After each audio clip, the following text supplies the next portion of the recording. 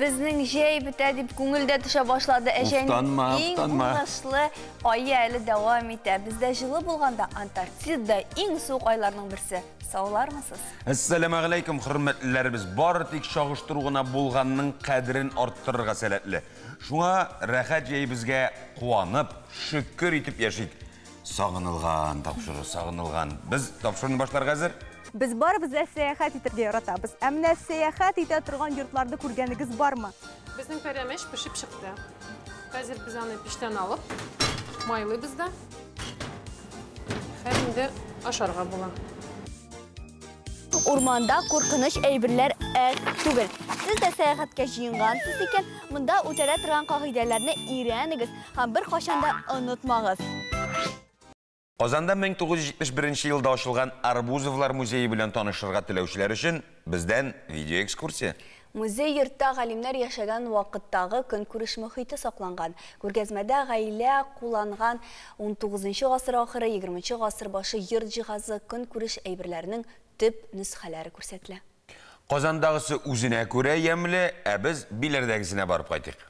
Biz barımızda seyahat etirge yaratабыз. Әміне seyahat ете тұрған yurtlarda көргенігіз бар ма? Юк екен таныш болығыз Arbuzovlar yurты. Ол өз орынын бірнеше тапқыр алмаштырған. Шушы йортта 1877 елда танылған химик Александр Арбузов дөньяга килә. Ул вакытта нәсел биләмәсендә Арбузов баран авылында урнашкан була. Александрга 9 яшь тулгач Арбузовлар Казанга күченеп китә. Йорт узак вакыт буш тора. Аннары аны Заготскот авылына күчерәләр. Биредә ул мәктәп функциясын үти. 1976 елда агач йортны сүтеп, биләргә алып киләләр. Ә бер елдан Александр Арбузовның 100 еллыгына биредә музей ачалар. Экспозицияда танылган химикның гаиләсе белән бәйле предметлар тәкъдим ителә. Алар Казандагы Арбузовлар музееннан китерелгән. Интересные личные вещи Арбузова, принадлежащие именно Александру Еремингельдовичу Арбузову. Александр Еремингельдовичның шәхси әйберләреннән фотоаппаратны аерып күрсәтер идем. Ул аны чит илдән алып кайткан. Фотога төшергә бик яраткан диләр. Безнең музейда аның архивыннан шактый күп фотосурәтләр саклана. Шулай ук Александр Еремингельдович картиналар ясарга да яраткан. Икенче номер сугылган предмет лезвие кайрый торган җайланма. Аны эшләтер өчен бауларны тартырга кирәк булган. Монда шулай ук кырын үпәкесе, запонка, одеколон, шкатулка, портманы һәм башка әйберләрне күрә аласыз. Кадерле шәхси ядкәрләрнең берсе агач чаңгы. Танылган галим еш кына чаңгы шуырга чыккан. Шулай ук монда аның эш өстәле, фәнни хезмәтләре. Первое открытие, очень значимое, сделанное Александром Еремингельдовичем Арбузовым, это синтез аспирина. Танылган химикның беренче һәм мөһим ачышы аспирин синтезы. Моңарчы препарат чит илдән бик кыйммәткә кайтарылган. Александр Еремингельдович ярдәмендә безнең үз аспириныбыз барлыкка килә. Аны Казанның Крестольменников заводында тәүлегенә 16 килограммга кадәр синтезлаганнар. Аспирин шешәсенең дизайны да Александр Еремингельдовичныкы. Ул бу сорауларда бик четерекле булган. Фәнгә килгәндә органик химиядә фосфор кушылмалары белән кызыксынган. Сондыкта Үзбәкстан халкының актиметил уйлап табучы химикка рәхмәте бизәкле халат. Александр Еремингельдович синтезлаган препарат мамыкка зыян салучы бөҗәкләрдән арынырга ярдәм иткән. А вот здесь такой необычный экспонат – это стеклодувный стол. Тагын бер кызыклы экспонат – пыяла рөстәле. Бу күп кырлы шәхеснең тагын бер кызыксынуы. Менә монда шелтәрле лампа, горелка ярдәмендә галим колбалар ясаган. Ә яңа ел алдыннан балаларын сөендерү өчен пыяладан боз сөңгесе формасындагы уенчыклар өргән. Александр Еремингельдовичның ике улы, бер кызы була. Юрий, Ирина, Борис, алар барысы да әтиләренең юлын сайлый, тормышларын химия фәненә багышлый. Шунысы кызы галим балаларын музыкант итеп күрергә хыялланган. Алар белән бергәләп хәтта халык музыка уен коралларын да үзләштерә. Ә менә пианино клавишларына басарга оныгы белән бергә өйрәнә. Күп кечкенә йорт, ә эче тулы истәлекләр, вакыйгалар. Биләрдә булырга туры килсә, бу агач ине урап үтмәгез. Татарның пәрәмәшен башка халыкларда бик яратып ашый, ә менә Финляндиядә бу ризыкны еш кына кибетләрдә дә күреп була. Заманда бу җирләргә татар сәүдәгәрләре йөри торган булган. Күбесенчә тукыма сатканнар. Аннан соң кайберәүләре анда калып төпләнә башлаган. Шунда Саадетдин гаиләсе бу ризыкны пешереп, башта якын тирәдәгеләрен сыйлаган. Аннан соң пәрәмәч милләттәшебез эшләгән ипи пешерү урында да үз урын тапкан фин пәрәмәченең рецептын үзгәртеп, җирле халык өчен яраклаштырганнар. Без исә бүген классик пәрәмәч рецептын тәкъдим итәрбез. Иң мөһиме пәрәмәч ашап үзең пәрәмәч булмасын дип әйтте ди. Ашсу ustaсы Лилия ханым нәрсә пешерергә тотынса да, табын бизәге телеңне йотарлык ризык булачак дигән сүз. Хәзер менә җәлт-җәлт пәрәмәчкә камыры вәли. Төші қамыр, мұнда бара су, мұнда бара әзгіне сметан, мұнда бара тұз, әзгіне шикер қамы, май бара, сливочный май, ақ май. Например, 200 грамм ақ май, 250 грамм су, жылымса су, ақ май ірітілген түгіл, мұндай ақ май. Бір пачка разрыхлитель, тұз, песок енді, он.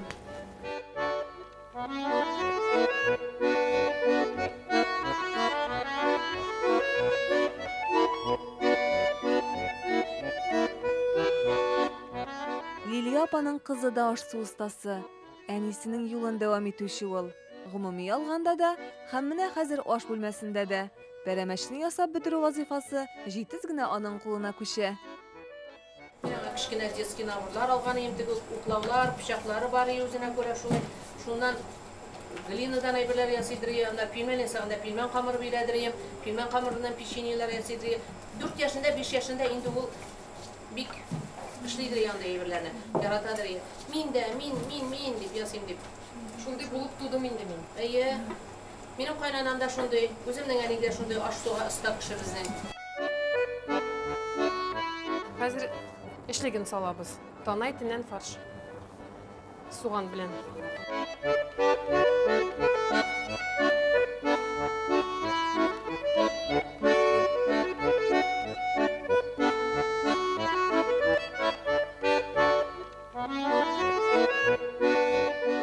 Менә шулай береп пәрәмәчләрне жабабыз хәзер.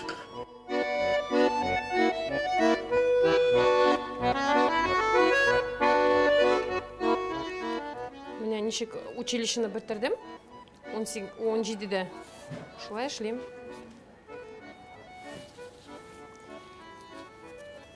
Мен кондитер болып та эшләдім, тортлар ясадым. Торт, пирожныйлар. Хәзер менә инде шеф-повар булып эшлейм. Менә безнең пәрәмәчләр булды. Хәзер без аны мишкә табабыз. Бер 20-25 минуттан безнең әзер була. 80 градуска.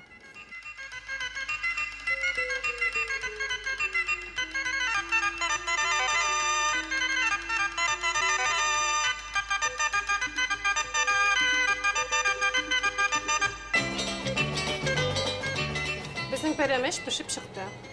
Хәзер без аны пештән алып, майлыйбыз да. Һәм инде ашарга була.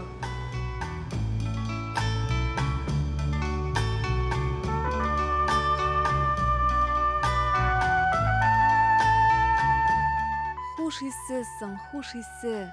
Мондый ризык пешкәндә өйләр нурланып китә.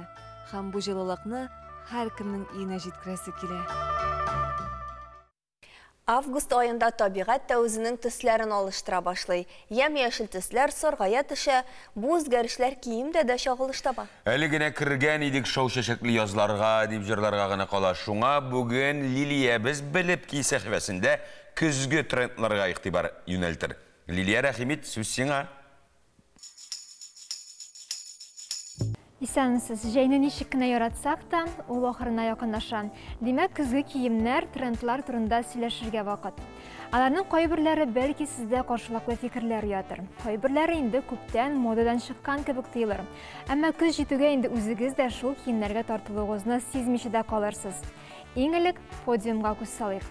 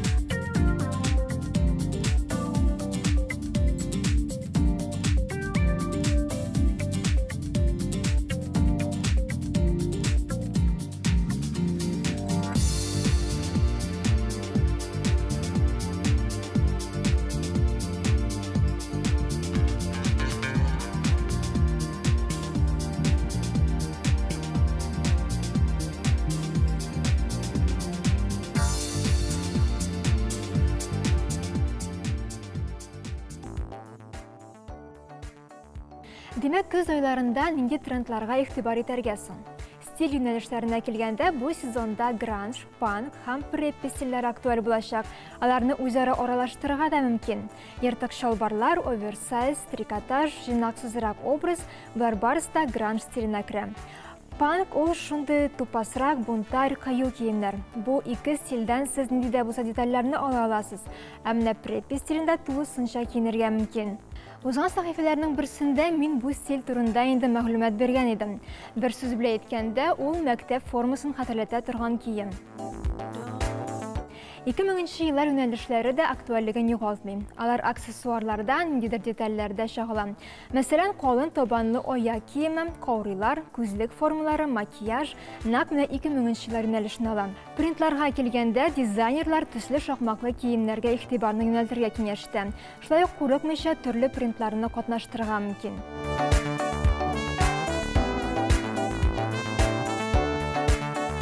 Бу көздә сырган киемнәр дә актуаль булачак. Итәк, күлмәк, пәлтә генә түгел, сумка, аяк, баш киемнәре дә сырган тукымадан булырга мөмкин. Тукыма дигәннән бәрхет тә актуаль трендлар исемлегендә. Гадәттә бәрхет тукыма дигәч без затлы кичке образларны, бәйрәмнәргә кия торган киемнәрне күз алдына китерәбез. Әмма дизайнерлар инде 2 ел бәрхетне көндәлеккә кертмәкче. Бәрхет жакет, блузка, күлмәк, сызаларны башка фактуралар белән дә катнаштыра аласыз. Иң мөһиме, матур гына түгел, уңайлы да булсын. Җәйдән көзге сезонга сатин, пайетка, ялтыравыклар да күчә. Нәрсә ялтырый, шул актуаль. Һәм бу кичке образларга гына түгел, көндәлек киемнәргә дә кагыла. Әлбәттә, чамак хисе турында онытмыйбыз. Ялтыравык киемне гади, нейтраль киемнәр белән бергә киябез.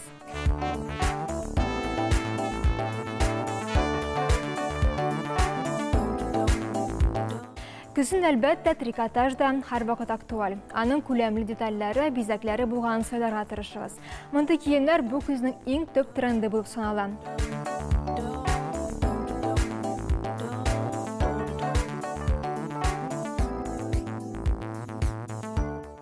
Төсләргә килгәндә зәйтүн, кирпеш, ал, аксыл, шәмәхә, сары, яшел, кызыл, зәңгәр төсләргә игътибар итегез. Алар барысы да үзара килешә торган төсләр. Бүгенге менә шулар көз җәй түгел, озак көттереп тормас. Бүгеннән үк әзер булып торыйк. Теләсә инде һава торышында матур, зәвыклы булып дигән теләктә мин сезнең белән саубуллашам. Лилия, рәхмәт яусын, эшең дәвамлы булсын. Лилия нинди төсләргә, нинди фасоннарга үстенлек бирсә дә, көз, кыш айларында иң мөһим трендларның берсе ул жылы киенеп йөрү. Кем әміне алар тормышның кадерен дә, ямен дә күрә белә. Чөнки аларның иң матур чырлары сугышка туры килә. Алар сугыш чыры балалары. Біз балашақны рәхәт шоқлар, тамақ тоқ, қайғы юқ, іс бүтін, бар ойында иде деп еске алабыз. Замандашыбыз суғыш шыры баласы Диләрә Әхмәрова Тулайым бір буынның балашағын башқаша хәтерлей. Диләрә Әхмәрова сугыш чыры баласы. Ачлыгында, ятимлек ашысында, әтиле балаларга кызыгып яшәүләрне дә үз җиргәсенә татаган. Арча районының Яңа Кырлай авылында туып үсә ул. 1942 елны 7 яшендә әтисез кала. Инде шул вакыттан соң минем балалык чорыма нокта куелды. Без ике кызыйк, семьяда мин улы бала. Шуңа күрә инде әнигә каршы тормыш арбасының тәртәсен тарту миңа эләкте. Әни белән мин урак тордым 4-5 класстан. Авыл баласына ул вакытта хәзерге төстәттереп иләгә катнашыклар жатып, телевизор карау дигән нәрсәләр юк иде. Бер кат күлмәк өстә, шуннан әниләргә булышырга барабыз, аннан ары үзебезгә мәҗбүри дигән шикелле яңгыр жауса куанабыз, нигә? Урманга җиләккә барабыз, яңгыр яуса. Шулай да ул вакытта халык өметле иде, өмет белән яши иде. Менә сугыш бетәр, тормыш рәтләнер, яхшы тормыш килер. Менә шундый өмет белән яшәп, балалык үтте безнең. Әнә шул өмет аны каршылыкларны җиңеп алга таба хәрәкәт итәргә мәҗбүр итә. Диләрә апа белән гаилә альбомнарын карыйбыз. Балалары, туганнары, дуслары, сәяхәтләре. Яшьлек елларыннан бик күп истәлек фотолары калган аларның. Диләрә апаның ире Сәлман абый фотога төшерергә бик яраткан.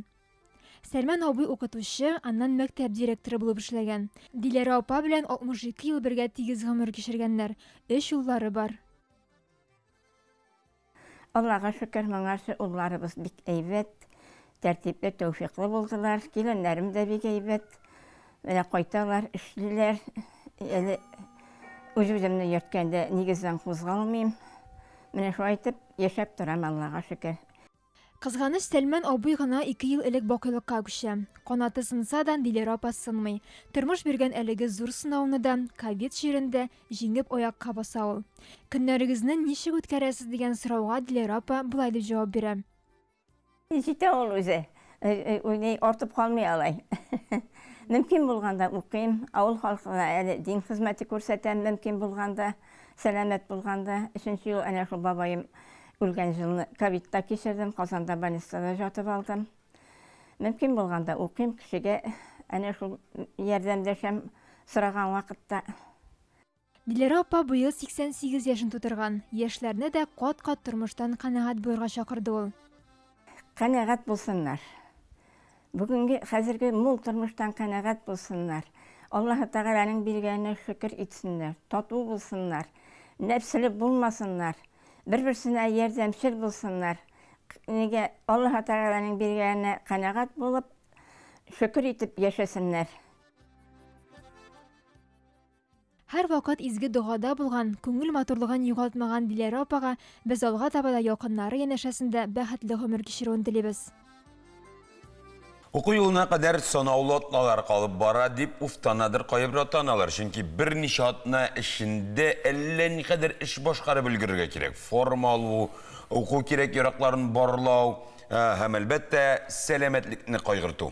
Күз табибы көнендә біз балаларның күз күреме хакында офтальмолог Фәрит Гыйлманов белән әңгәмә корбыз. Фәрит әфәнде, исәнмесез?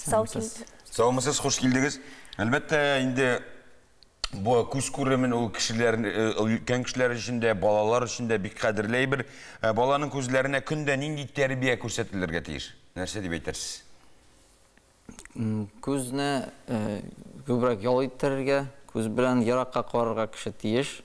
Тумыштан бирле эволюция белән шулай ясалган, кеше гомерендә ярак кына карарга тиеш. Без аны якын каратырып эшләттерәбез. Шуңа күрә күзнең ялы ул ярак караудан, тагын бер тапкыр атлап әйтәм. Кеше, без инде зур шәһәрләрдә яшәгәнгә күрә тәрәзәгә карарга тәкъдим итәбез. Мәсәлән, зак кеше укып утырса, анда компьютерда эшләсә, мәсәлән, ул һәрбер 20-30 минут саен 1-15 минут тәннең башка өлешләре белән эшләргә тиеш. Йөгергә, сикерергә, балаларны әйткәндә инде. Һәм инде күзе белән менә ничек әйтеп киттем, яраграк карарга. Диванга ятып түшәмгә карау җитәме? Бәлки җитер дә, түшәмегез биек булса. Әйбәт. Яхшы җавап, әйе. Без менә төрле гимнастикалар кулланайык. Менә мәктәптә дә аны безгә әйтәләр, ул бармак, китерү, йөртү. Аның файдасы бар, чынлап та, чөнки кеше ким дигәндә үзенең эшеннән аерыла һәм ниндидер башка эш белән шөгыльләнә. Ниндидер универсал ниндидер физкультураны мин сезгә әйтеп китә алмыйм. Шушыны эшләгез дә әйбәт күрәчәксез дип дигән андый рецепт кызганча каршы юк. Менә кечкенә вакытта шулай безгә әйтәләр ди, кишер ашай, кишер күз күремен яхшырта дип. Менә күз күремен яхшырта торган ризыклар алар бармы? Я булмаса ул миф кынамы? Ничек әйтеп китәм, төгәл менә ашагыз да әйбәт күрәчәксез дигән сүз юк. Андый берне кызганча каршы. Кеше барлык витаминнарны тулы күләмдә алса, әйбәт ашаса, итле ризыклар ашаса, аның бөтен тәне сәламәт була, күз дә шул тәнгә керә инде. Ләкин андый менә төгәл ризыкны әйтә алмыйм. Менә хәзер бит замана чир дип әйтсәк тә дөрес булыр. Без хәтта өлкәннәрдә шул телефоннарыбызга ябышып яткан кешеләр, аның эше дә шуның белән бәйле, ял итү очраклары да бар. Менә никадәр дәрәҗәдә телефон балаларга зыянлы? Күз өчен дип әйткәндә, телефон бүгенге көндә бәләкәй һәм бик якын. Шуңа күрә алда әйтеп киткәнемчә, якындан һәм озак карап утырсагыз, бергә иртәме, соңгы күзлек киергә мөмкин кеше. Шуңа да карамастан хәзерге дөнья шулай ясалган, ничек әйтеп киттегез, телефонсыз, компьютерсыз, тормышны үзебезгә китереп булмый үзебезгә. Шуңа күрә ничек әйтеп киттем, ниндидер күз гигиенасын алып барырга кирәк. Мәсәлән, ярты сәгать эшләдегез ди, мәсәлән, 10-15 минутка әз генә башка эшләр белән шөгыльләнергә тәкъдим итәбез. Шулай ук кирәкмәгәндә уйнап утырырга, анда эш буенча, эш белән бәйләнмәгән ниндидер әйберләрне эшләп утырырга кирәкми. Шуңа күрә кирәкле эшне эшләгез дә, аннарысын күзегезне башка белән, эш белән шөгыльләнегез. Күбрәк еракка карарга кирәк инде. Бу бик файдалы дидегез. Әле түшәмең биегрәк булса, түшәмдә җитә диде. Менә тагын бер миф бар, имеш, күзгә шул гаджетларда, телефоннарда йогынты ясамый, имеш, ул менә геннардан килә торган әйбер. Әгәр дә нәселдә синең анда әтиең, әниең, әбиең, бабаңның күз күреме начар булган икән, димәк, балада да шулай булачак. Менә бу мифны да әзгенә. Бу миф түгел. 80-90% очракта балаларга күзлек кидерткән вакытта әти-әниләрнең күзлекләре инде бар, я инде линза, я операция ясалган. Шуңа күрә бу миф түгел. Бу нәселдән килә торган шундый ширәе. Шуңа да карамастан, аның дәрәҗәсе төрле була ала. Кемдер мәсәлән анда -2-3-не кия, кемдер 5-не 6-ны. Шундай хәлләр барлыкка килмәс өчен барыбер күзне сакларга, инде нәселдән килгәндә мин дә барыбер күзлектә булам дип, тәсән эшләп йөрергә дигән сүз түгел. Менә чыныгу күз күременә уңай тәэсир ясыймы? Мәсәлән, салкын суда коену. Менә салкын суда коену бөтен организмга файдалырак дип шутлана. Шунда күздә керә инде. Салкын суда коенган кеше әйбәт күрергә тиеш дигән сүз түгел. Аңлашылды. Бик зур рәхмәт, бик яхшы кунак булды. Бик күп файдалы мәгълүматлар ишеттек, рәхмәт сезгә. Күзлекне салып куеп, күзне ял иттерәсе килә башлады. Зәңгәр күлгә барыгыз, чыныгыгыз, чыныгуның тулайым организмга файдасы бик зур. Күз генә түгел, бөтен организмга бик файдалы булачак.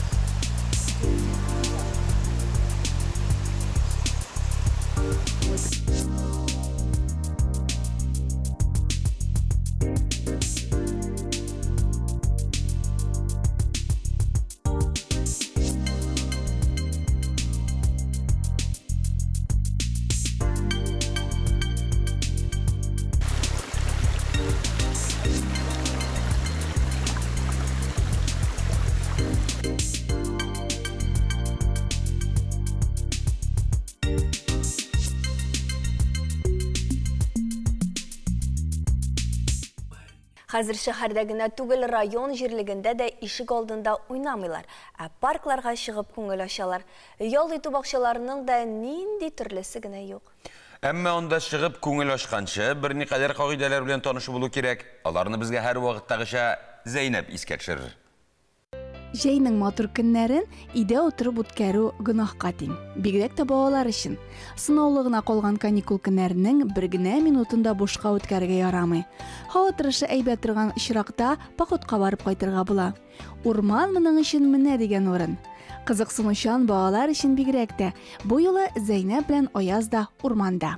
Урманда куркыныч әйберләр түгел. Сез дә сәяхәткә җыенгансыз икән, монда үтәлә торган кагыйдәләрне өйрәнегез һәм бер кашан да онытмагыз. Урманда йөрүнең иң төп кагыйдәләренең берсе ул да булса бар тик тикшерелгән һәм белгән юлдан гына йөрү. Адашмас өчен артык эшкә кермәсәгез дә була. Ayasınlarsa bir әлі ormanda ötelettiren tip kagidelerinin birisi, o da bulsa kışı altından kalmazsa. Bütün bunlar işlemeyiz. Sen bit yuğalırga mümkünse, balalar eti enisiz ormanda yerge tiyiş tügül ayaz. Sen boşun eğlenir, ondan sonra yılını nişik tabasın. Bütün bunlar işlemez. Ayazdığa ormanda yürüğüne kızık da tügül. Kilgen uşak yağıp qarağa керек. Мұның үшін барысы да бар бит. Әтисінен электірілген шырпы кісәдә, қыры бұтақлар аяқ астында. Аны вақытында тоқтатырға яры әлі Зәйнәп бар. Ахыры аяныш тамамланырға мөмкин бит.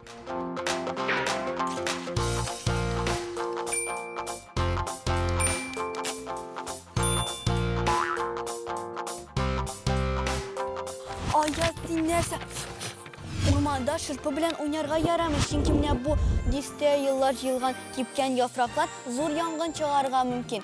Bu büyük naşar tamamlayışakayız. Bütün bunlar işleme, tertiple bu. Yarar.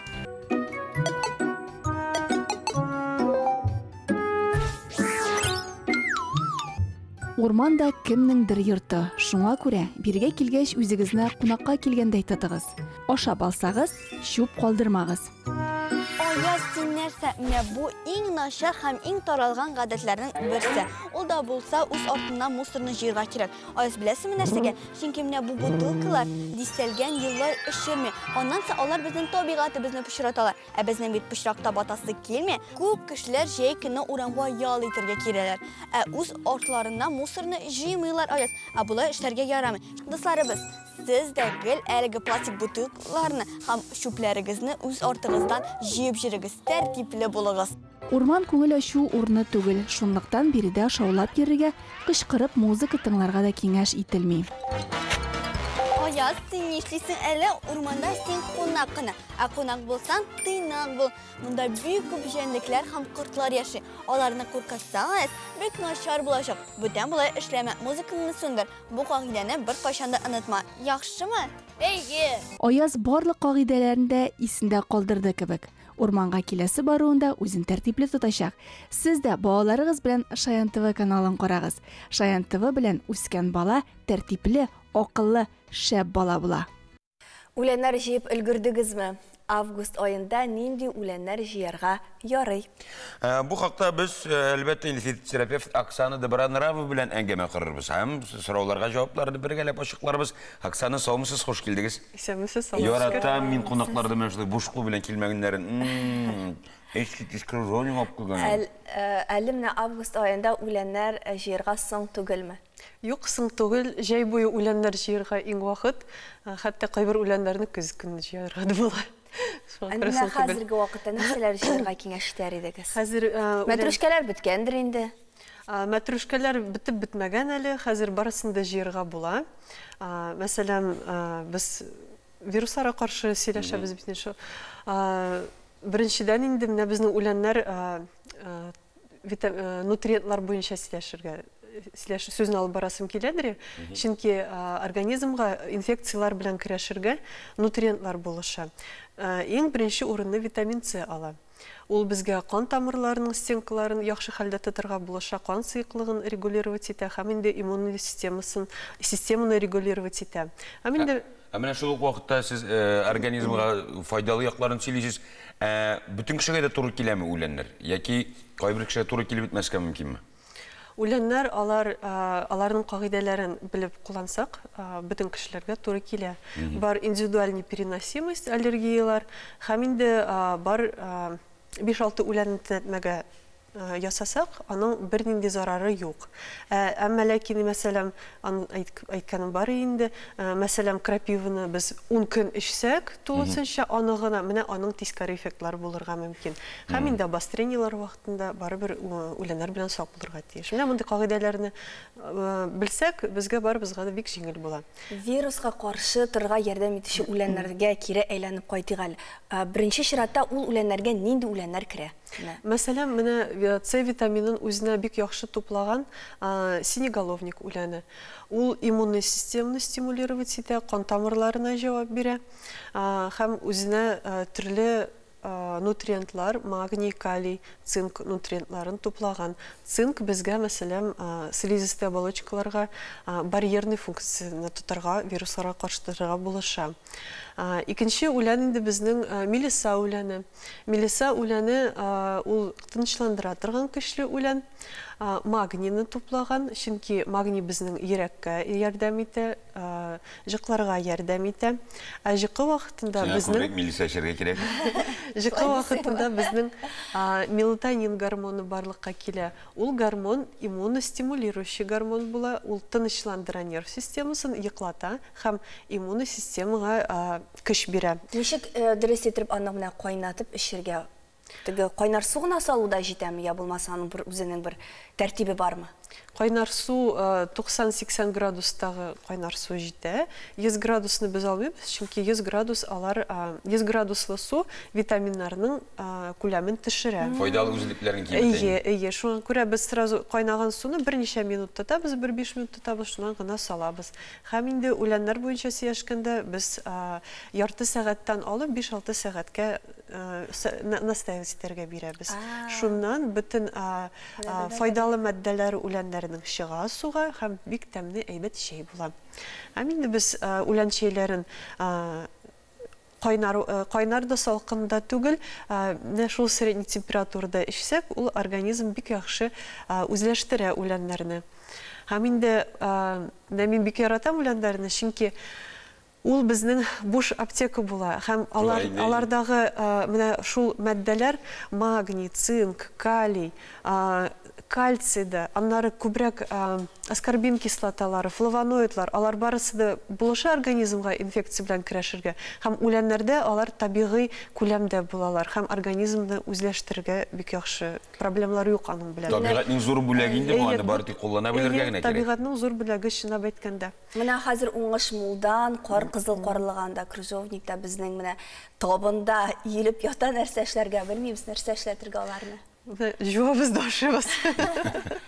Шунда әйткәндә, менә мин балаларым жуабыз да ашыбыз балалар белән бергә. Чөнки мәсәлән, менә шул кара, кызыл карлыганнар, крыжовниклар, аларның көндәлек дозировка витамин С бирәләр алар безгә. 15-20 грамм карлыган көндәлек шул дозировканы тулысынча организмга обеспечивать итә. Һәм без аны катырабыз. Компотлар яки менә иртәнге боткаларга салып катырып ашарга бик файдалы була. Менә мин бер рецепт белән уртаклашасым килә. Салкын суга, менә өйдә нәрсә бар? Лимон, карлыган, кружовник, салкын суга шуны саласың да һәм эчәсең көн дәвамында. Аның файдасы буламы, юкмы? Салкын суга салу. Менә ничек? Була, чөнки салкын суга да маддәләр чыга, бик күп түгел, ләкин чыга. Һәм аның бөтен мәгънәсе шунда була. Шулны кара карлыганнар, кызыл карлыганнар, мята, лимон салсак салкын суга, аш карынга алар организмга ачылачывать бирәләр. Безнең бит кислотно-щелочная среда организмда бар. Менә кислотный якка организм китсә, ул итләр ашасалар, менә камыр ризыкларын күбрәк акцент шунда булса, ул безнең микробиомга кислотный среда була һәм зарарлы гөмбәләрне, паразитларны яхшы итеп үстерәләр организмда һәм организмның бетә. Әгәр дә без менә щелочной средага күбрәк организмны шул якка тартсак, ул менә нәмдәй берләрне, үләннәрне эчсәк, һәм шундый напитокларны, анда әйбәт микроорганизмнар үсәләр. Һәм алар безгә инфекциялар белән көрәшергә булышалар. Менә мәгънәсе шунда була аның. Һәм юкәгә күчегән дәвайса. Хәзер юкә яфракларын чәчәкләрен менә хәзер иң вакыты инде кайбер регионнарда соң түгел әле шуларны җыярга.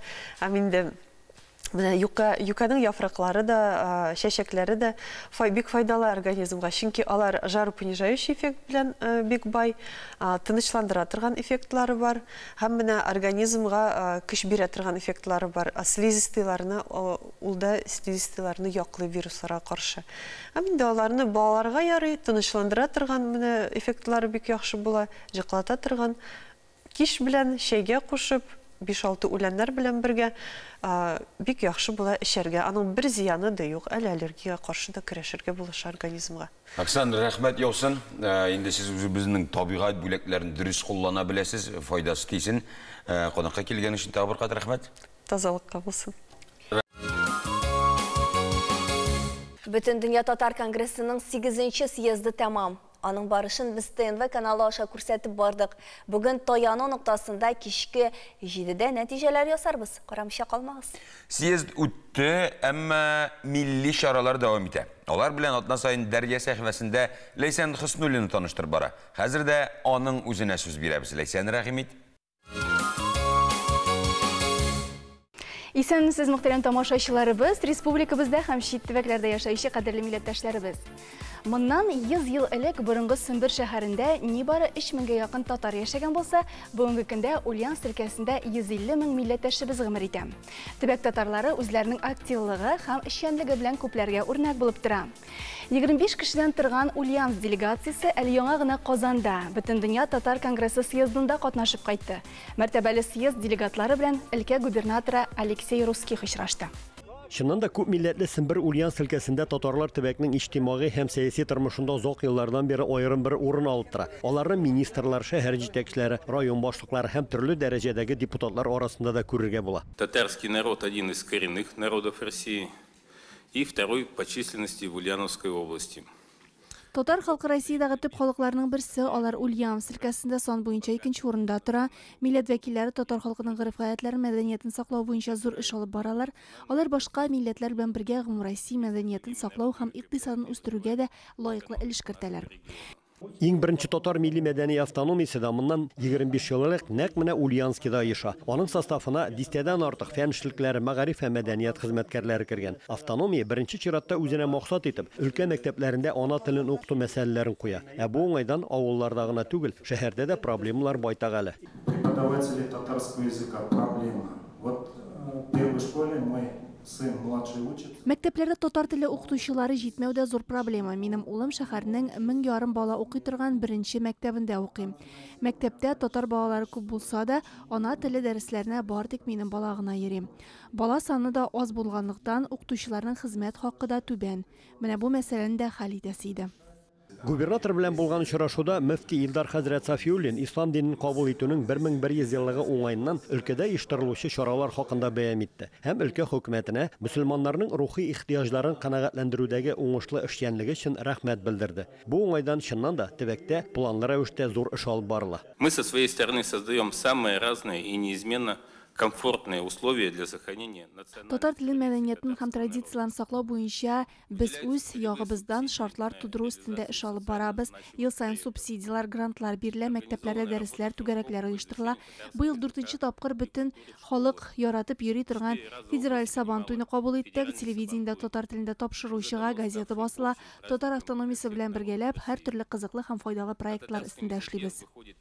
Съезд делегатлары белән очрашу азагында өлкәнең татар милли мәдәни автономиясе рәисе губернаторга рус телендәге татар дөньясы һәм татар халык ашлары китаплары белән бергә яңа гына аерытылган юкә балында бүләк итте.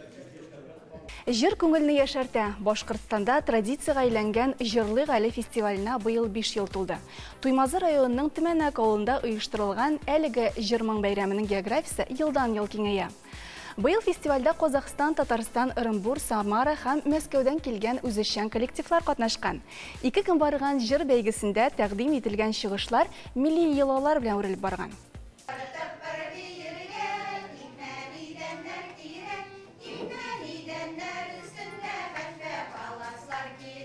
Татарстанның Сарман районы Мортыштамак авылыннан килгән Чишмә фольклор ансамбле Җырлы Гали фестивалендә беренче тапкыр катнаша.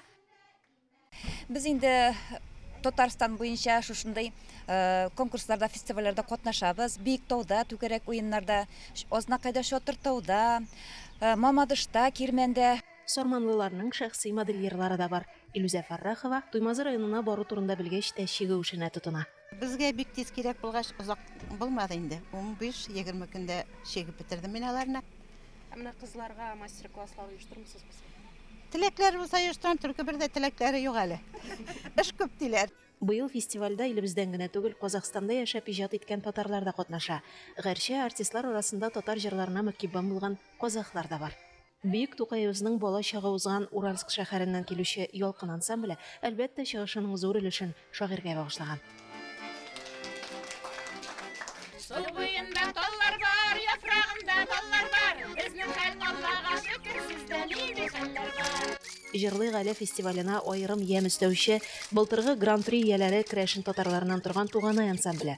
Узган гасыр уртасында оешкан бу төркемдә берничә буын үзешчән артист алмашынган инде.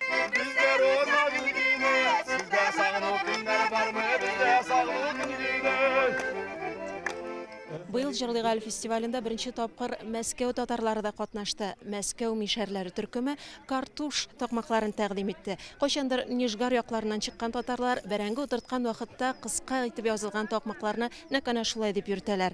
Бәрәңге күптән утыртылган, әмма ләкин такмаклар язу дәвам итә. Фестивальнең беренче көнендә Башкортстанның 16 үзешчән фольклор коллективы чыгыш ясады. Бишбүләк районы Кыңгыр менә үз авылыннан килгән Аккалфак фольклор коллективы гран-при иясе булды. Барлык коллектив әгъзаларына милли костюмнар тегү өчен Бөтен дөнья татар конгрессыннан сертификат тапшырылды. Икенче көнне бәйге төбәк-ара дәрәҗәсендә үтте. Бу юлы гран-при ияләре дип Орынбурдан килгән Ләйсән ансамбле табылды. Бу Бөтен дөнья татар конгрессының аерым бер уңышлы проекты дип әйтеп була. Чөнки ул инде тулы бер хәрәкәткә әйләнде. Менә биредә Башкортстандагы иҗат коллективлары белән башланып киткән әлеге фестиваль инде ул төбәк-ара дәрәҗәгә, хәзер инде халыкара дәрәҗәгә дә җитте. Җырлый Гаилә фестиваленең җиңүчеләре шулай ук август азагында Казанда узачак Бөтен Русия түгәрәк уен татар фольклор фестиваленә чакыру алды. Кунакчыллыгыннан тыш Үзбәкстан үзенең климаты белән дә дан тота. Ташкент халкына һәм кунакларга әзрәк булса да бу кызулыкны киметеп, кәефне күтәрер өчен шәһәрдә туңдырма фестивале оештырганнар. 3 көнлек бәйрәмдә бай күңел ачу программасы да каралган. Фестивальдә катнашкан хәбәрчебез Сәрвиназ Кәримова бәйрәм урында милләттәшләребезне дә очратып кайтты. Башкала үзәгендә узган фестиваль шәһәр халкы һәм кунаклары өчен күңелле бүләк булды. Бәйрәмдә барлыгы 40тан артык туңдырма төрләре тәкъдим ителде. Ә кунаклар арасында безнең милләттәшләребез дә бар иде. Миңа инде монда кешеләрнең бик ачык йөзләре, әйбәт кайфиятләре, шундый атмосфера бик якты. Хәзер бит бөтен кешеләр өйдә утыралар, шундый ысык һавада. Монда килергә кирәк. Монда килеп халкыбызны күреп, кешенең кайфиятын күтәрер өчен ул бик мөһимдер уйлыйм. Ташкентта шундый кызыклы чаралар узына мин бик шат. Бу бигрәк тә яшьләр өчен кирәк. Хәзер каникуллар бит. Монда төрле яшьтәге, төрле милләт кешеләр җыела. Мин бүген бик күп милләтләшәребез белән дә очраштым. Һәм бу аеруча сындыра. Фестивальгә көн саен 70 меңнән артык кеше килгән иде. Өлкәннәр өчен дә, бәйрәмнең иң яшь кунаклары өчен дә кызыклы һәм күңелле чаралар күп иде. 7 төстәге костюмнар кигән аниматорлар, кызыклы конкурслар, бүләкләр, күңелле концерт һәм әлбәттә иң яраткан җәйге ризык туңдырманың төрлелеге. Булар барысы да фестивальнең 3 көне дәвамында кунакларга яхшы кәеф бүләк итте. Мондый чиләдә һәркем бераз сонырга тели бит. Мөхтәрәм тамашачыларыбыз, бүгенге җиткерәсе мәгълүматларым менә шулар иде. Һәр мизгелгә сөенеп яшик. Иртән шәфәк балкышына, кичен кояш баешына, төннәрен йолдызлар яктысына. Исән-имин булыгыз.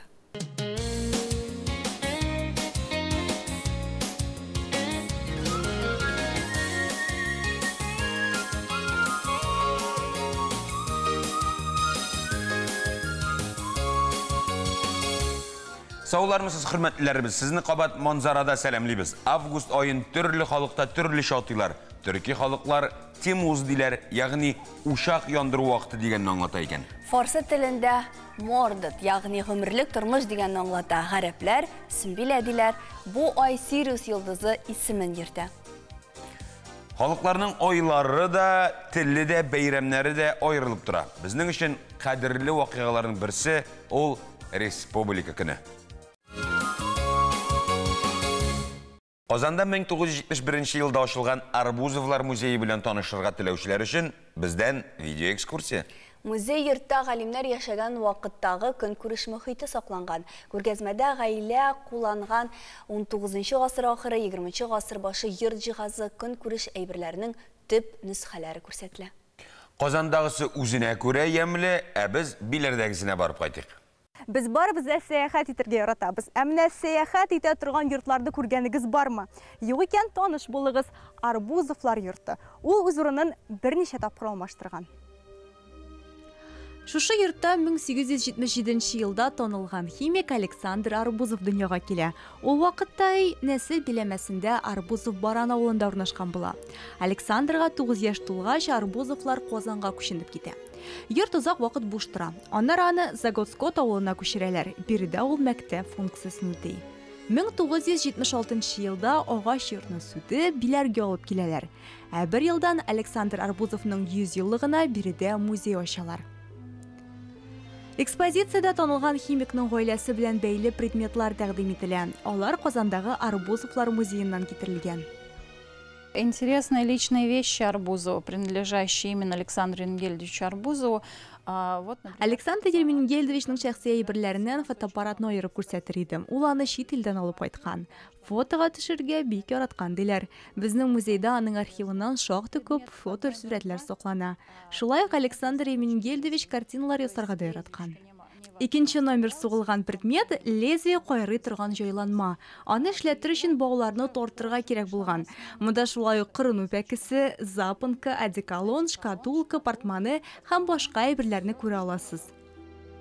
Кадерле шәхси ядкәрләрнең берсе агач чаңгы. Танылган галим еш кына чаңгы шуырга чыккан. Шулай ук монда аның эш өстәле, фәнни хезмәтләре. Первое открытие, очень значимое, сделанное Александром Енгельдовичем Арбузовым, это синтез аспирина. Танылган химикның беренче һәм мөһим ачышы аспирин синтезы. Моңарчы препарат чит илдән бик кыйммәткә кайтарылган. Александр Енгельдович ярдәмендә безнең үз аспириныбыз барлыкка килә. Аны Казанның Крестольменников заводында тәүлегенә 16 килограммга кадәр синтезлаганнар. Аспирин шешәсенең дизайны да Александр Енгельдовичныкы. Ул бу сорауларда бик четерекле булган. Фәнгә килгәндә органик химиядә фосфор кушылмалары белән кызыксынган. Сондыкта Үзбәкстан халкының актиметил уйлап табучы химикка рәхмәте бизәкле халат. Александр Енгельдович синтезлаган препарат мамыкка зыян салучы бөҗәкләрдән арынырга ярдәм иткән. А вот здесь такой необычный экспонат – это стеклодувный стол. Дело в том, тагын бер кызыклы экспонат – пыяла рөстәле. Бу күп кырлы шәхеснең тагын бер кызыксынуы. Менә монда челтәрле лампа, горелка ярдәмендә галим колбалар ясаган. Ә яңа ел алдыннан балаларын сөендерү өчен пыяладан боз сөңгесе формасындагы уенчыклар өргән. Александр Енгельдовичның 2 улы, бер кызы була. Юрий, Ирина, Борис, алар барысы да әтиләренең юлын сайлый, тормышларын химия фәненә багышлый. Шунысы кызы галим балаларын музыкант итеп күрергә хыялланган. Алар белән бергәләп хәтта халык музыка уен коралларын да үзләштерә. Ә менә пианино клавишларына басарга оныгы белән бергә өйрәнә. Күп кечкенә йорт, ә эче тулы истәлекләр, вакыйгалар. Биләрдә булырга туры килсә, бу агач ине урап үтмәгез. Пәрәмәш, кыстыбый, эш пешмаклар, гомумән татар халык ашлары белән белеп эш итәргә кирәк. Күлмәк, итәк турында сүз киткән икән, бу теманы дәвам итик. Озын итәк нәфислек атрибуты гына түгел, сакраль мәгънәгә дә ия кием. Хатын-кызның кеше итәктә дип әйтсәк тә ялгыш булмас. Женщина получает энергию от матушки земли. Хатын-кыз энергияны җир анадан ала, ә киң итәк аны тупларга ярдәм итә. Ирләр энергияны галәмнән ала, ә без җирдән алган энергияны игелекле мөнәсәбәт, мәхәббәт, кайгырту аша аларга тапшырарбыз. Хатын-кыз тарафыннан бүләк ителгән энергия ирләрне тотрыклы, тыныч итә һәм аның көчен дөрес тарафка юнәлтә. Шалбар кигән хатын-кыз җирдән килгән энергетик каналны томалый һәм нәтиҗәдә аның уртаклашыр әйбере калмый. Элек хатын-кызлар моны белгән һәм бер кайчан да ирләр киемнәрен кимәгән.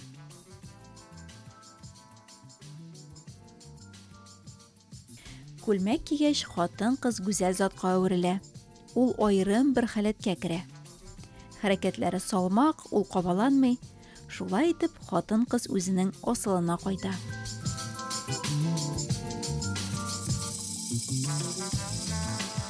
Август айында табигать та үзенең төсләрен алыштыра башлый. Ям-яшел төсләр саргая төшә, бу үзгәрешләр киемдә дә чагылыш таба. Әле генә кергән идек шау чәчәкле язларга, дип җырларга гына кала. Шуңа бүген Лилия без белеп ки сәхифәсендә көзге трендларга игътибар юнәлтер. Лилия Рәхимит, сүз сиңа. Исәнсез, җәйне ничек кенә яратсак та, ул ахырына якынлаша. Димәк, көзге киемнәр, трендлар турында сөйләшергә вакыт. Аларның кайберләре бәлки сездә каршылыклы фикерләр ятыр. Кайберләре инде күптән модадан чыккан кебек тоелыр. Әмма көз җитүгә инде үзегез дә шул киемнәргә тартылуыгызны сизмичә дә калырсыз. Иң элек подиумга күз салыйк.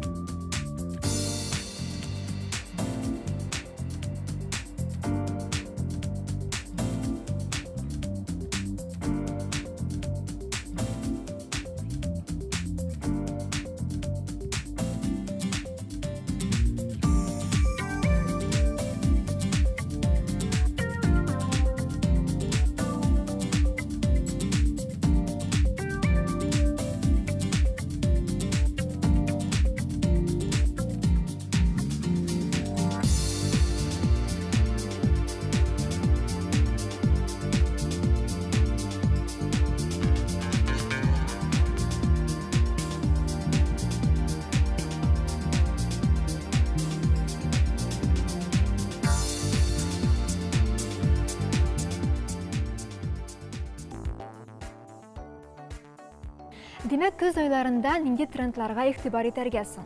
Стиль юнәлешләренә килгәндә, бу сезонда гранж, панк һәм преппи стильләре актуаль булачак. Аларны үзара аралаштырырга да мөмкин. Ертык шалбарлар, оверсайз, трикотаж, җыйнаксызрак образ, булар барысы да гранж стиленә керә. Панк ул шундый тупасрак, бунтарь, кыю киемнәр. Бу ике стильдән сез нинди дә булса детальләрне ала аласыз. Ә менә преппи стилендә тулысынча киенергә мөмкин. Узган сәхифәләрнең берсендә мин бу стиль турында инде мәгълүмат биргән идем. Бер сүз белән әйткәндә, ул мәктәп формасын хәтерләтә торган кием. 2000 еллар юнәлешләре дә актуальлеген югалтмый. Алар аксессуарлардан, ниндидер детальләрдә чагыла. Мәсәлән, калын табанлы аяк киеме, каурыйлар, күзлек формалары, макияж, нәкъ менә 2000 еллар юнәлешен ала. Принтларга килгәндә, дизайнерлар төсле шакмаклы киемнәргә игътибарны юнәлтергә киңәш итә. Шулай ук курыкмыйча төрле принтларны катнаштырырга мөмкин.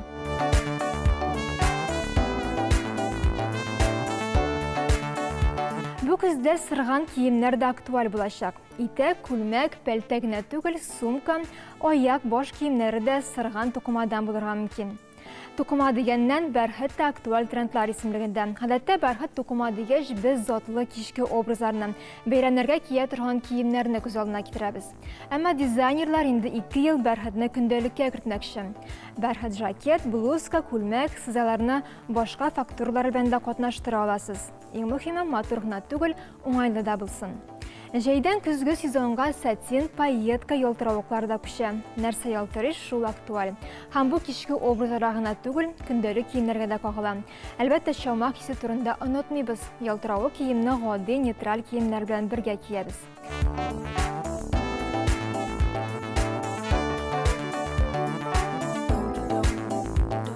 Көзен әлбәттә трикотаж да һәрвакыт актуаль. Аның күләмле детальләре, бизәкләре булган сайларга тырышыгыз. Мондый киемнәр бу көзнең иң төп тренды булып санала.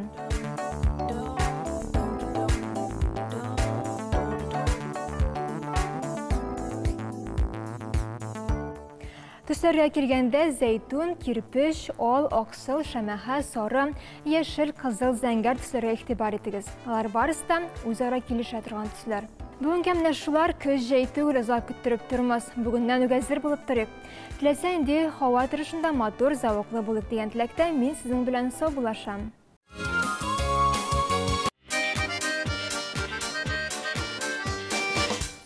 Сайла, сайла, әле сайла синдә сандугач. сайраған талыңа ұя құрған қарлығы, басып сайраған талыңа ұя құрған қарлығы. Дүния күлгерек, шешеклерде күлбелек, ойнап жырлап көңел ашып яшигелі біргелі. Дүния күлгерек, шешеклерде күлбелек, ойнап жырлап көңел ашып яшигелі біргелі. Бақшасына керек алма ашысын келе, мен ағашы сен шешеге болып яшысын келе. Мен ағашы сен шешеге болып яшысын келе. Дүния күлгерек, шешелерде күлбелек, ойнап жырлап көңел ашып яшигелі біргелі. Дүния күлгерек, шешелерде күлбелек, ойнап жырлап көңел ашып яшигелі біргелі.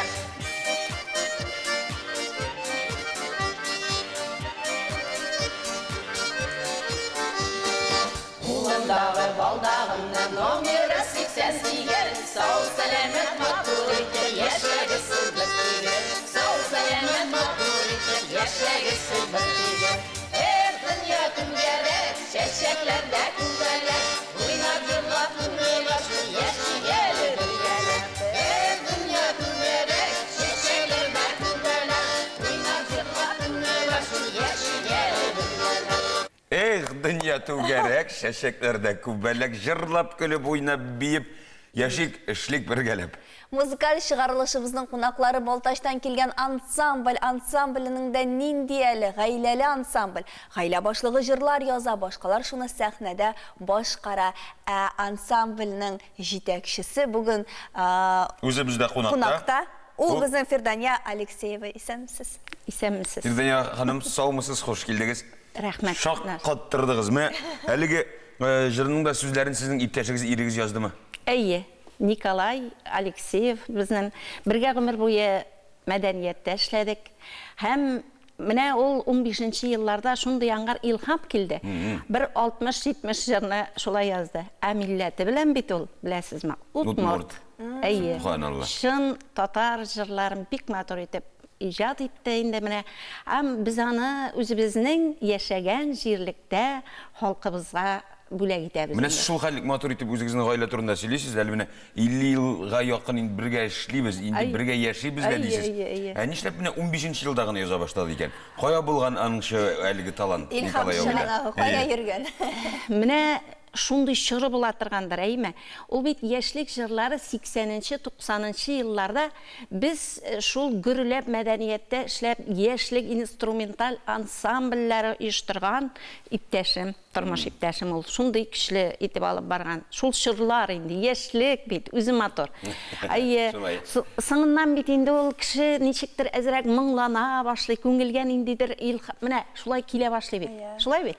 Фәлсәфә эзли башлый. Менә нәкъ шул моменты аның менә әйтеп бетер алмыйм, шуңа сездән сорыйбыз, без бит 50 ел яшәмәгән. Менә ирегез Удмурт дидегез милләте буенча, менә татар мәдәниятенә ничектер тартым каян килә? Ул шул мөхиттә үскәнгәме, шул мөхиттә яшәгәнгәме каян килә ул? Менә безнең җирлектә төрле милләт халкы бар. Марилар, удмуртлар, татарлар, крешеннәр. Алар берсен-берсе менә мин эшләгән дәвремдә аларга мин гел сокландым. Алар берсенең-берсе милләтен яратып, хөрмәт итеп яшәделәр. Нинди генә бәйрәм булмасын, әйме, бездә марый биюсез бәйрәм булмыйдыр. Шулай бит.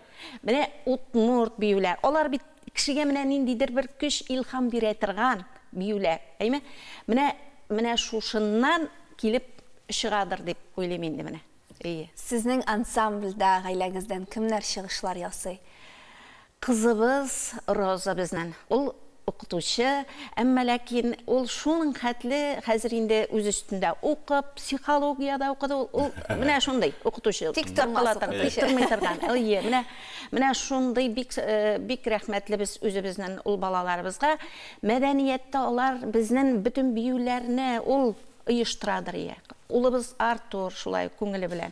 Әмма ләкин мәдәнияткә үкереп китмәсәләр дә, алар безнең белән шунда бергә яшәп, бергә Мәдәниятте эшләп үстеләр. Демәк, әле сез үзегез айрым концертларда коясыз, оештырасыз дирәме? Әйе, бергәләп, менә нинди генә гаилә фестивалендә, менә без үзебезнең районыбызда үтте, бик матур гына чыгыш ясап инде, беренче урынны алдык инде, шулай ук. Уйламаганда менә шулай. Барлыгы сездә 4 бала белгәнемчә.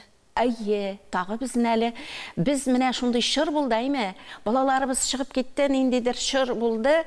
Һәм 2 баланы тәрбияләп алдык та 2006 елда, һәм Алланың биргәненә шөкер. Алар бүгенге көндә алар безгә бик рәхмәтле. Мин аларга бик сөенәм.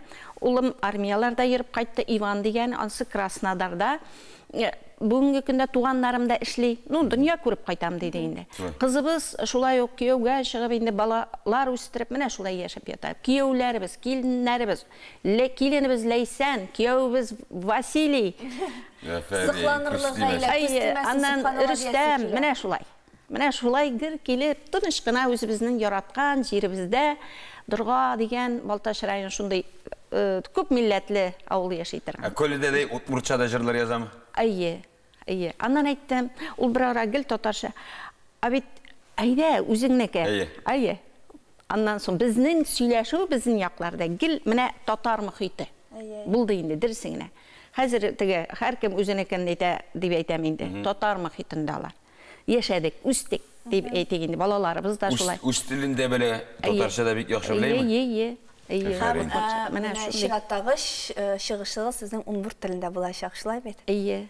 Ансы ниндидер, ансы нәрсә турында?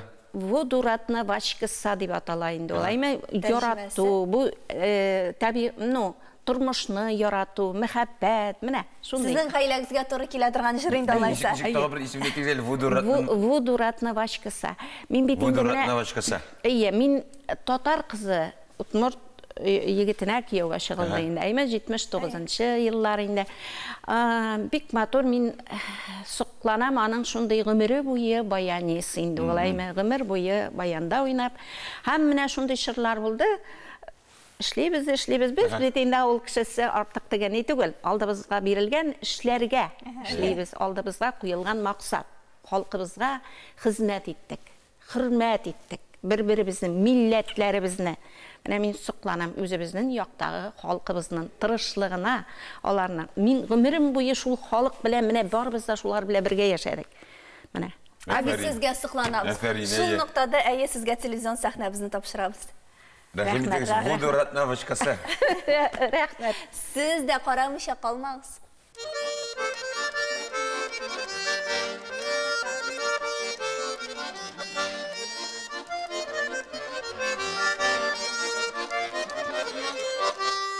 Водуратна вачкыса, лучше кыржан кылзышко, так кыржаныз мусое, томпонама кыржашко. Так кыржаныз мусое, томпонама кыржашко. Малами да тон шашкае, вот улашна пашмишко, малами да тон гаржане, шулеме начи. Малыми да тон газане, чулами на чигичко. Ой, водорым бу берга, яр елым бере берга. Ой, водорым бу берга, яр елым бере берга. Чагаринна шунда берга, чупайке бере берга. Чагаринна шунда берга, чупайке бере берга.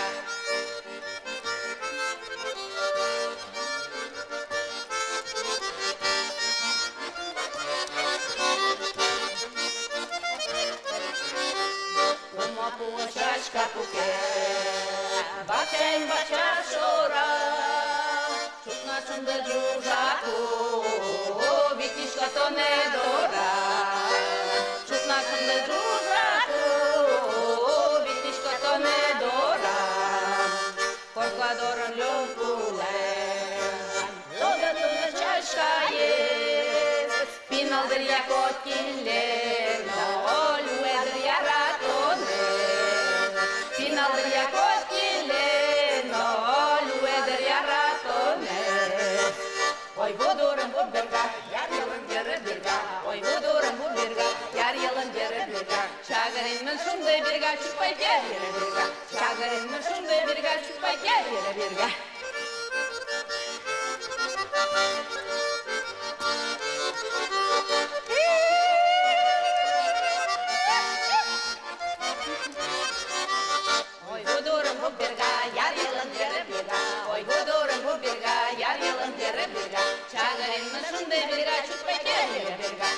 Şimdi şunday birga çıkmay geldiler.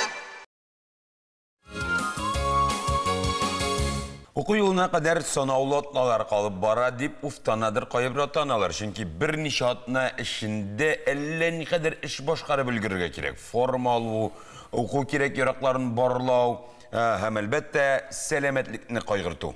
Көз табибы күнінде біз балаларының көз көрімі хақында офтальмолог Фәрит Ғилманов білән әңгәмә құрбыз. Фәрит әфәнді, исәнсіз, сау келдіңіз. Саумысыз, хош келдіңіз. Әлбәттә, инде bu көз күремен ул өлкән кешеләр өчендә, балалар өчендә бик кадерле бер баланың күзләренә көндә нинди тәрбия күрсәтелергә тиеш? Нәрсә дип әйтерсез? Күзне күбрәк ял иттерергә, күз белән яракка карарга кеше тиеш.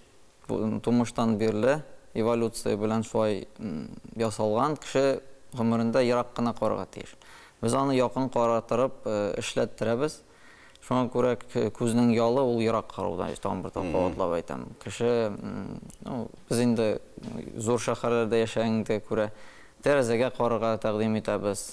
Мәсәлән, зак кеше укып утырса, анда компьютерда эшләсә, мәсәлән, ул һәрбер 20-30 минут саен 1-15 минут тәннең башка өлешләре белән эшләргә тиеш. Йөгергә, сикерергә, балаларны әйткәндә инде. Һәм инде күзе белән менә ничек әйтеп киттем, яраграк карарга.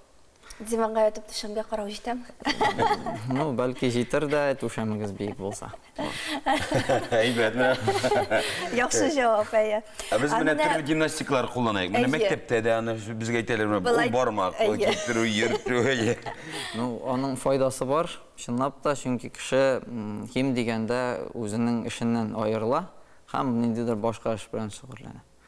Ниндидер универсал ниндидер физкультураны мин сезгә әйтеп китә алмыйм.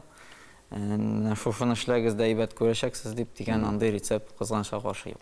Менә кечкенә вакытта шулай безгә әйтәләр, кишер кишер күз күремен яхшырта дип.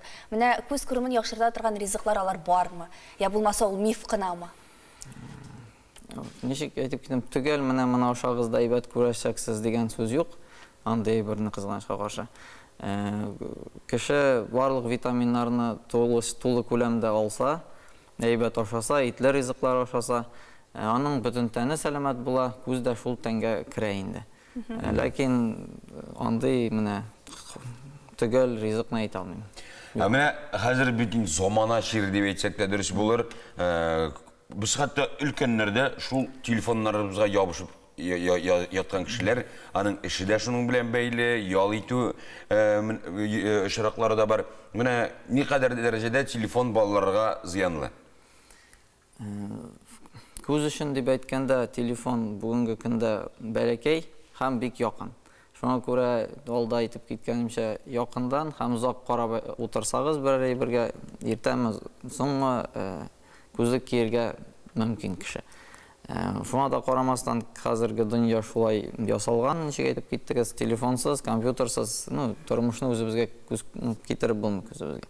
Шуңа күрә ничек әйтеп киттем, ниндидер күз гигиенасын алып барырга кирәк. Мәсәлән, ярты сәгать эшләдегез, мәсәлән, 10-15 минутка әз генә башка эшләр белән шөгыльләнергә тәкъдим итәбез. Шулай ук кирәкмәгәндә уйнап утырырга, анда эш буенча, эш белән бәйләнмәгән ниндидер әйберләрне эшләп утырырга кирәкми. Шуңа күрә кирәкле эшне эшләгез дә, аннарысын күзегезне башка белән, эш белән шөгыльләнегез. Күбрәк еракка карарга кирәк инде. Бу бик файдалы дидегез.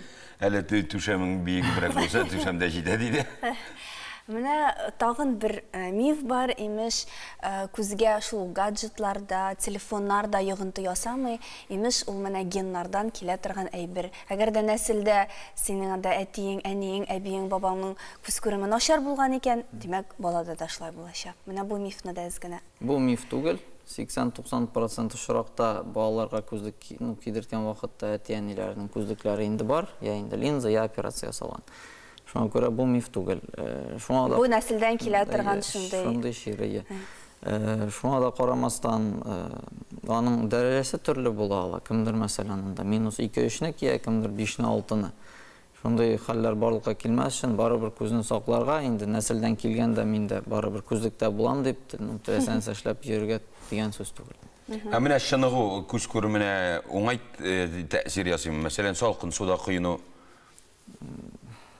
Міне салқын суда құйыну бүтін артул организмға файдалырақ деп шутлана. Шунда көзде кірейін. Салқын суда құйынған кіші әйбәт көрге тиіш деген сөз түгілейін. Аңлашылды. Бик зур рахмет, бик яхшы қунақ болды. Бик көп файдалы мәгълүматлар ишеттік. Рахмет сезгә.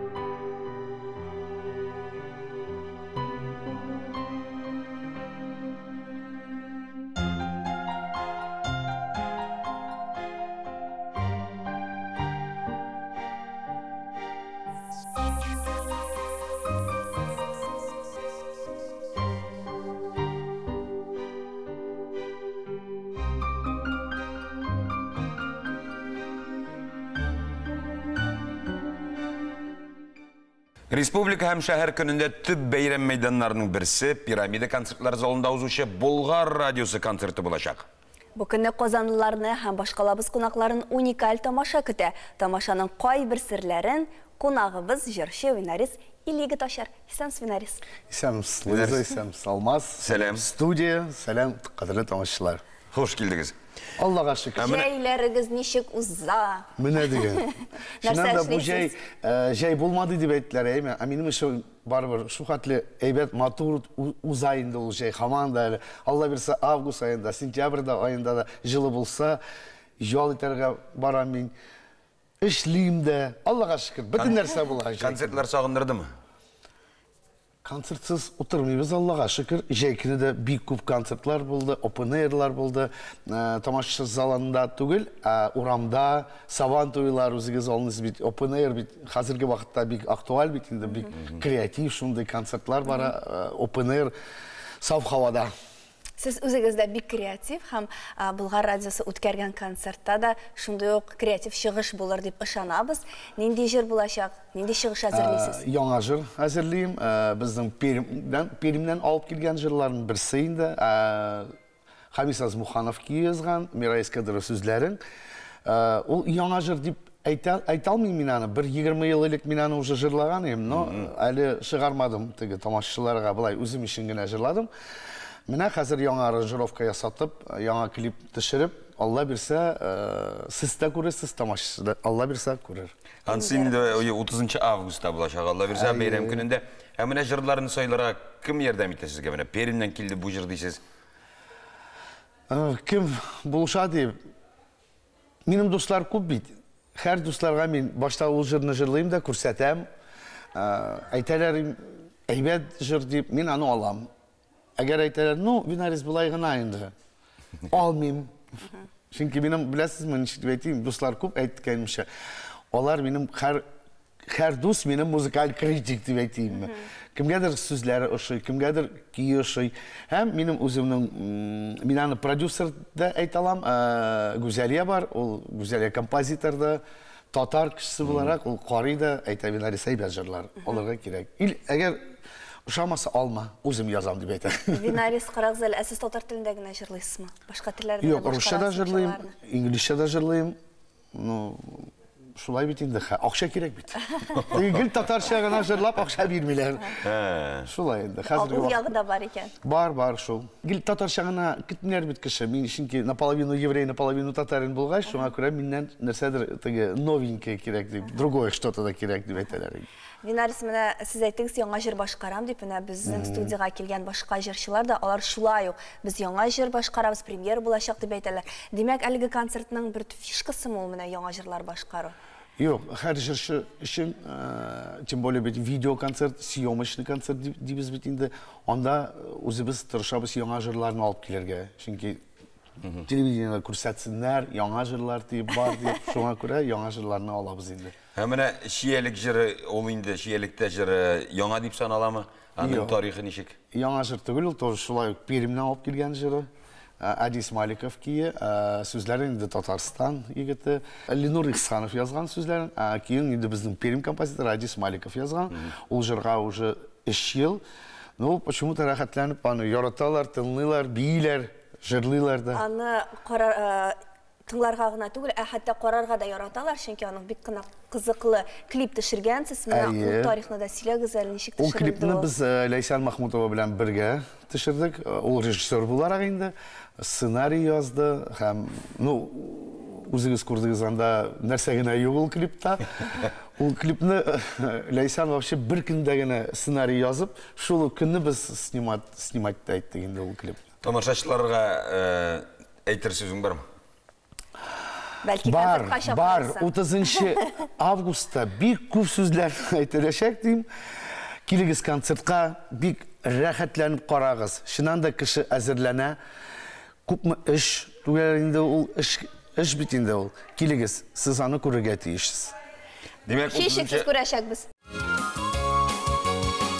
Шия җыеп, кояшлы көннәргә шатланып, көзгә витаминнар туплап, җәйгезне манзара белән дәвам итегез. Иртәгә очрашырбыз, бүгенгә саубулашабыз. 2 сәгать дәвамында сезнең белән манзара тапшыруның иҗат төркеме Алмаз Гәрәев һәм мин Луиза Кирова идек. Киләсе очрашуларга кадәр исән сау булыгыз. Сау булыгыз, хөрмәтлеләребез. Эшкә иртәгә дә килерсең инде. Мине кайтып та тормыйм. Ярар. Мин кайтам, дөрес аңламаслар. Дөрес аңламаслар.